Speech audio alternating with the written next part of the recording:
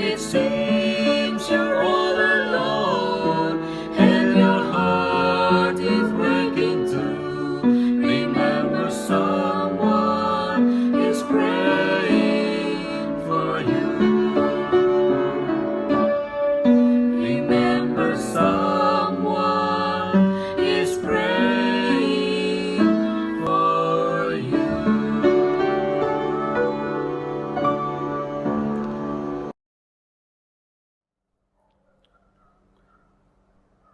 Selamat bersama dengan saya dalam acara Kebaktian Penutup Sabat secara online.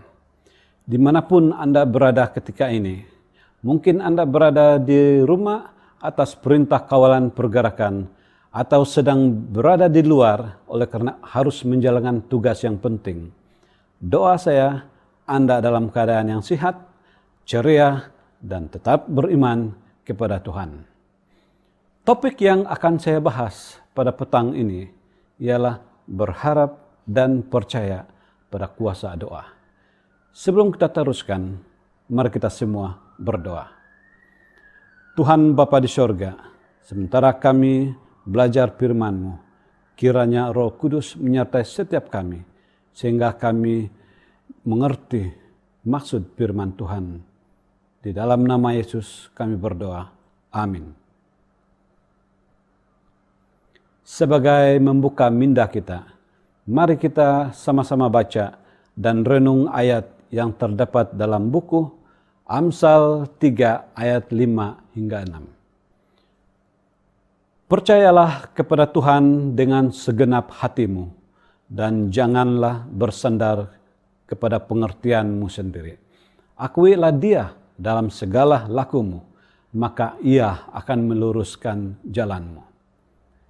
Saudara yang dikasihi dalam Kristus, apa kuasa yang ada pada doa?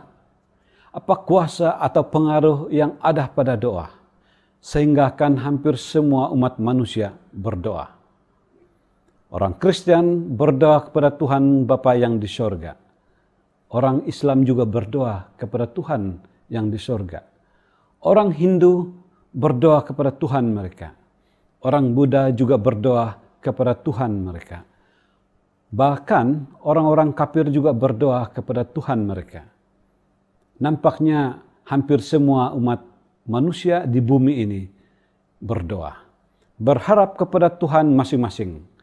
Saudara-saudari, kenapa kita sebagai orang Kristen percaya dan berharap pada doa? Apa kuasa dan pengaruh yang ada pada doa untuk orang Kristen?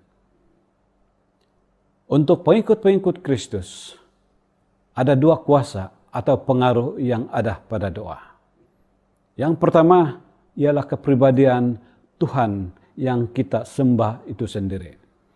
Dalam Matius 6 ayat 6 mengatakan, "Tetapi jika engkau berdoa, masuklah dalam kamarmu, tutuplah pintu dan berdoalah kepada Bapamu yang tersembunyi.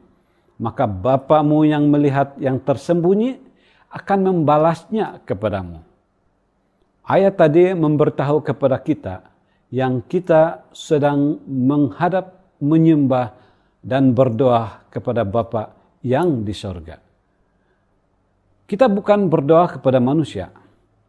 Kita bukan berdoa kepada patung-patung, mormon, dan kita juga bukan berdoa kepada setan. Tetapi kita berdoa kepada Tuhan Bapa kita yang bertakhta di sorga. Tuhan yang hidup, Tuhan atas segala Tuhan, Tuhan yang mencipta bumi dan segala isinya, Tuhan yang menebus kita dari dosa, Tuhan yang maha pengasih, Tuhan yang maha berkuasa, dan Tuhan yang mengetahui. Itulah Tuhan yang kita berdoa. Sebab inilah kenapa kita berharap pada doa. Karena kita berdoa kepada Tuhan yang benar dan yang hidup. Kuasa doa yang kedua ialah janji Tuhan itu sendiri. Matius 7 ayat 7 mengatakan, "Mintalah maka akan diberikan kepadamu. Carilah maka kamu akan mendapat. Ketoklah maka pintu akan dibukakan bagimu." Ayat ini merupakan janji Tuhan terhadap pengabulan doa. Janji ini bukan sembarangan janji. Janji ini diucapkan oleh mulut Yesus sendiri. Janji ini datang dari Tuhan yang hidup. Janji ini datang daripada Tuhan yang kita sedang sembah. Dan banyak lagi janji-janji Tuhan terhadap pengabulan doa. Saudara dan saudari, oleh karena Yesus telah berjanji untuk menjawab doa-doa kita, maka kita mulai beriman untuk berharap pada doa. Jikalau bukan karena janji Tuhan, pastinya kita tidak berharap pada doa itu. Tetapi oleh karena janji Tuhan, maka kita berharap pada kuasa doa. Itulah dua kuasa doa. Kenapa kita berharap pada doa? Kepribadian Tuhan itu sendiri dan janji Tuhan itu sendiri. Banyak pengalaman-pengalaman di dalam Alkitab dan dalam hidup kita sendiri tentang bagaimana Tuhan setia dengan janjinya untuk mengabulkan doa. Saudara dan saudari, kita perlu berdoa sepanjang waktu. Kehidupan tanpa doa adalah sia-sia dan mati. Ada beberapa ilustrasi tentang doa. Pertama, doa bagaikan napas. Kalau tiada napas, maka berhentilah kehidupan seseorang. Orang itu akan mati. Kalau bukan doa, maka matilah kehidupan rohani manusia. Dan terputuslah hubungan manusia dengan Allah. Yang kedua, doa bagaikan makanan minuman. Tanpa makan dan minum, manusia akan lemah, sakit, lalu mati. Tanpa doa, maka kerohanian manusia akan lemah, sakit, dan mati. Doa bagaikan cahaya. Tanpa cahaya, manusia akan berjalan terhuyung-hayang, lalu jatuh. Tanpa doa, manusia akan sesat jalan, lalu membinasakan diri. Tanpa doa, kehidupan rohani manusia akan mudah jatuh. Yang keempat, doa bagaikan talian telepon. Tanpa talian telepon, manusia tidak dapat berhubung atau bercakap dengan seseorang yang jauh. Tanpa bercakap, hubungan itu menjadi dingin, lalu terputus hubungan.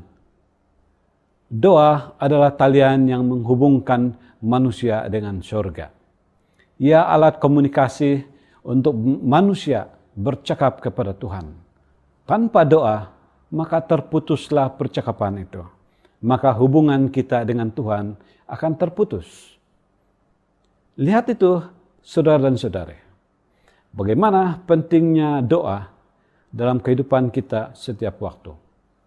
Yesus adalah manusia yang selalu berdoa.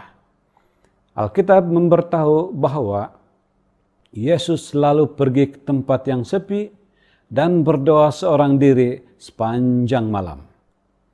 Walaupun Yesus telah diberikan kuasa oleh Bapanya di surga, namun Yesus tetap berharap pada doa.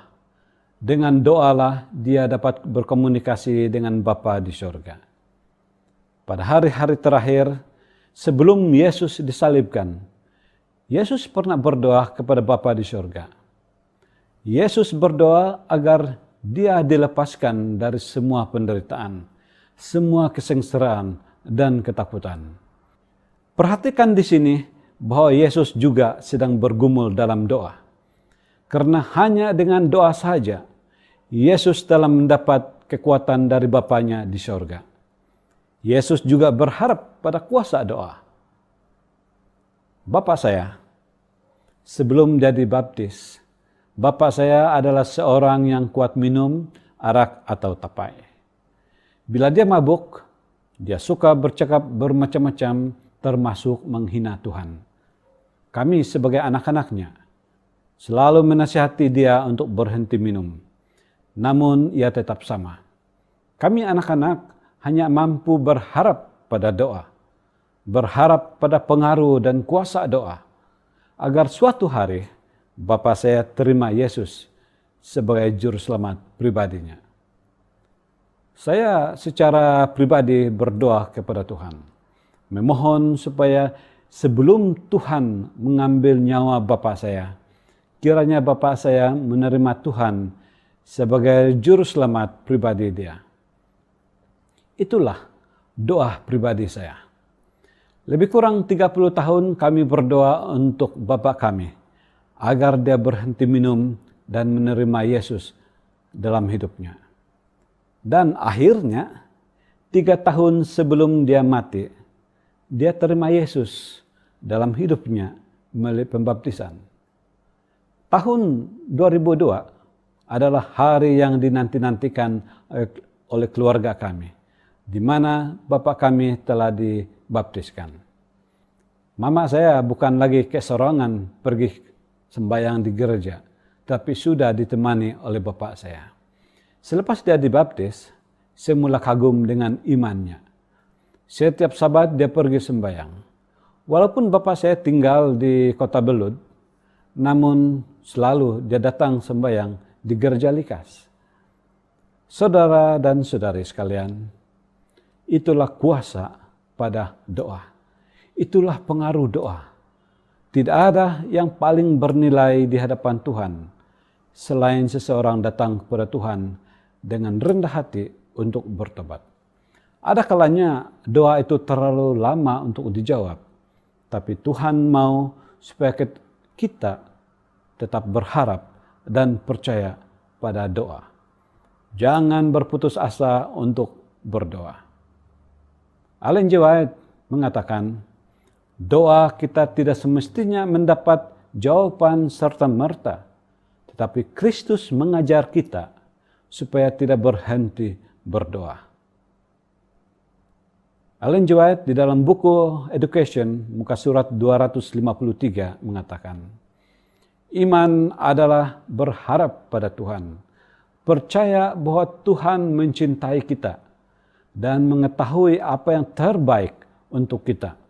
Bukan dengan cara kita, tetapi Dia memimpin mengikut cara Dia. Ini adalah kawasan atau negara di Southeast Asia di mana gereja kita ada proyek untuk membantu orang-orang miskin. Rakyat Kambodia adalah antara rakyat yang sangat miskin. Rata-rata pendapatan mereka adalah sekitar US dollar 40 atau dalam ringgit Malaysia 112 ringgit sebulan. Bagi kita mungkin sukar untuk hidup dengan pendapatan serendah ini. Tetapi beginilah realiti kehidupan mereka. Diceritakan bahwa ketika anggota gereja kita sakit, mereka tidak mampu pergi ke hospital karena tidak ada duit untuk membayar tambang atau membayar iuran hospital. Apa yang mereka boleh lakukan ialah hanya berdoa. Mereka sudah dilatih untuk berharap dan percaya pada doa. Mereka sudah diajar supaya berharap dan percaya pada doa. Jadi setiap kali mereka sakit, mereka hanya berdoa dengan sungguh-sungguh, lalu sembuh.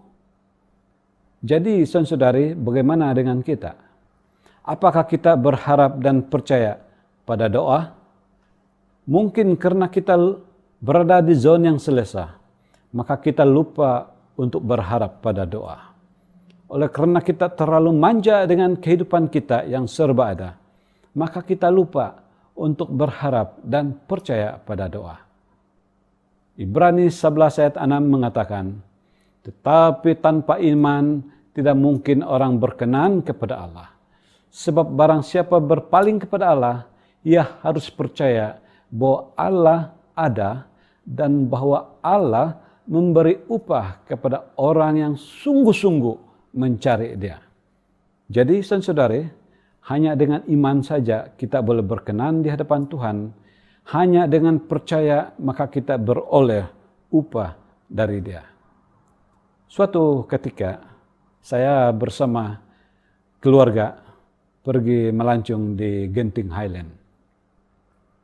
Sekitar jam 8 pagi, kami sudah berada di terminal bus untuk menunggu bus untuk pergi ke Genting Highland. Saya diberitahu oleh kaki tangan yang bertugas bahwa bus yang akan sampai jam 9 pagi dan akan parking di lorong 3. Sekitar jam 8.45 pagi, ada satu bus sampai dan parking di lorong 3. Walau bagaimanapun, saya lihat tanda di depan bus tertulis Gombak. Dalam pikiran saya, oh, bus ini pergi ke Gombak Johor. Tepat jam 9 pagi, bus tadi pun bertolak. Namun kami masih menunggu bus yang dimaksudkan oleh kaki tangan terminal bus tadi. Sehingga jam 9.30 pagi, bus yang kami tunggu masih belum sampai. Lalu saya pergi bertanya kepada kaki tangan yang bertugas, kenapa bus ke Genting Highland belum sampai?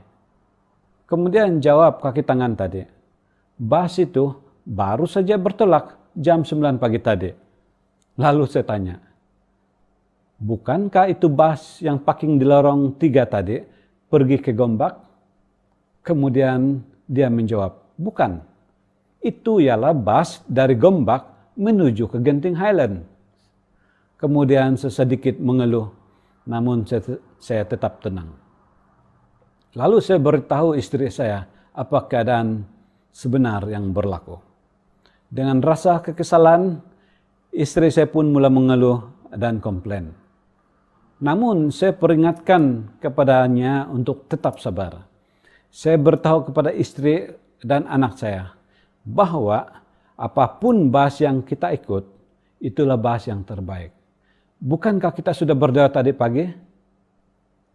Sesudah itu, kami ikut bus yang bertolak jam 10 pagi. Sementara menuju ke Genting Highlands, di suatu jalan bukit, tiba-tiba kami nampak ada satu bus di tepi jalan tersedai kemalangan. Bila saya perhatikan baik-baik, ternyata bus yang tersedai tadi adalah bus yang sepatutnya kami ikut jam 9 pagi tadi. Kemudian kami semua berpandangan antara satu dengan yang lain, merasa kelegaan dan menyatakan syukur. Kami bersyukur kepada Tuhan karena tidak membiarkan kami ikut bus tadi. Jika kami ikut bus tadi, pasti kami juga terikut sama dalam kemalangan tadi. Saudara yang dikasihi dalam Kristus, jika kita sudah berdoa dengan sungguh-sungguh, percayalah akan hal itu. Jika kita sudah berdoa dengan penuh penyerahan kepada Tuhan, apapun yang berlaku dengan kita, terimalah itu sebagai sesuatu yang terbaik untuk kita. Sama ada waktu itu atau masa depan. Sebab Tuhan tahu memberikan yang terbaik untuk anak-anaknya. Berharaplah pada doa dan percayalah pada kuasa doa. Orang yang berharap dan percaya pada doa tidak akan bersungut-sungut dengan apa yang dia terima dan dengan apa yang dia tidak terima. Apakah kita masih berharap dan percaya pada doa sekiranya bermacam-macam kesusahan berlaku dalam kehidupan kita? Sepatutnya kesusahan memperbaiki hubungan kita dengan Tuhan. Yakobus 1 ayat 2 hingga 3 mengatakan, saudara-saudaraku, anggaplah sebagai suatu kebahagiaan apabila kamu jatuh ke dalam berbagai-bagai pencobaan. Sebab kamu tahu bahwa ujian terhadap imanmu itu menghasilkan ketekunan. Ellen G. White dalam buku Education, muka surat 72 mengatakan, saya melihat bahwa kita meragui janji yang pasti dan kita melukai juru selamat dengan kurangnya iman kita. Kita melukai Tuhan karena kita meragui janjinya. Melukai Tuhan karena kurangnya iman kita. Saudara dan saudari dalam Kristus, Tuhan mau supaya kita berharap dan percaya pada doa. Kalau Yesus berharap pada doa, kita sebagai manusia berdosa lebih-lebih lagi memerlukan doa. Hanya berharap dan percaya pada doa, ketakutan akan hilang. Hanya berharap dan percaya pada doa, kita akan mendapat ketenangan dan kedamaian. Hanya berharap dan percaya pada doa, kita akan mendapat penghiburan dan kemenangan. Untuk mengakhiri pelajaran ini, saya sekali lagi mengulangi. Marilah kita tetap berharap dan percaya pada doa. Sekian, Tuhan berkati. Mari kita semua berdoa untuk menutup pelajaran kita. Tuhan Bapa kami yang di surga, terima kasih dengan firman-Mu. Kiranya Tuhan memberkati firman yang kami sudah pelajari, kami sudah dengar tadi, sehingga ia membantu kami di dalam pertumbuhan kehidupan kerohanian kami, sehingga iman dan percaya kami sentiasa bertumbuh dan kehidupan kami lebih dekat dengan Kristus. Terima kasih ya Tuhan, kami serahkan semua ini dalam nama Yesus. Amin.